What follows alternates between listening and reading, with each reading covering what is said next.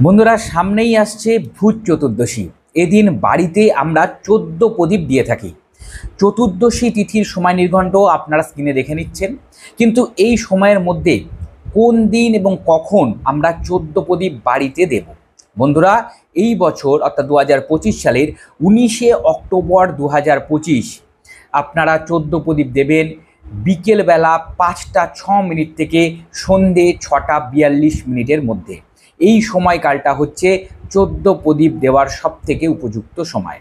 বন্ধুরা, 14 প্রদীপ আপনারা যখন প্রজ্বলিত করবেন তখন সেই প্রদীপগুলো অবশ্যই মাটির প্রদীপ ব্যবহার করবেন এবং প্রদীপগুলোতে সর্ষের তেল দ্বারা পূর্ণ করবেন। লম্বা বাতি বা লম্বা সলতে দিয়ে আপনারা প্রদীপগুলো জ্বালাবেন এবং এই 14 প্রদীপ আপনারা যখন জ্বালাবেন তখন নির্দিষ্ট কিছু স্থানে অবশ্যই 14 প্রদীপ জ্বালাবেন। তার মধ্যে সবথেকে আগে হচ্ছে ঠাকুরঘর, শ্রীকৃষ্ণের সামনে অবশ্যই একটি প্রদীপ দেবেন। তারপরে তুলসী মঞ্চে অবশ্যই প্রদীপ দেবেন। বাড়ির যেখান থেকে আপনারা জল খান, জল সংগ্রহ করেন, সেই স্থানে অবশ্যই একটি প্রদীপ আপনারা প্রজ্বলিত করবেন। রান্নাঘরে প্রদীপ অবশ্যই জ্বালাবেন। বাড়ির যদি আপনাদের সিঁড়ি থাকে তাহলে সিঁড়িতে দেবেন, ছাদেও অবশ্যই প্রদীপ এদিন দেওয়া উচিত।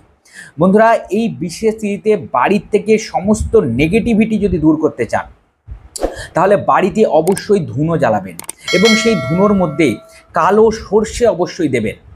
ওর মধ্যে লবঙ্গ অবশ্যই ফেলে দেবেন, একটু শুকনো নিম পাতা, আগে থেকে নিম পাতা একটু শুকিয়ে রাখবেন এবং সেই নিম পাতা একটু দিয়ে জ্বালাবেন কর্পূর সহযোগে। বাড়ির থেকে সমস্ত নেগেটিভিটি দূর হবে এই ধুনো যদি আপনারা এই বিশেষ তিথিতে সম্পূর্ণ বাড়িতে আপনারা ঘোরান।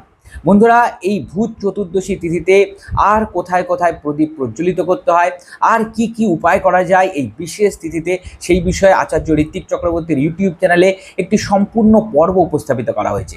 আশা করি সেই পর্বটা আপনাদের উপকার সাধিত করবে। অবশ্যই এই ভিডিওর লিঙ্কে গিয়ে সেই পর্বটি অবশ্যই দেখে নেবেন। সকলে ভালো থাকবেন।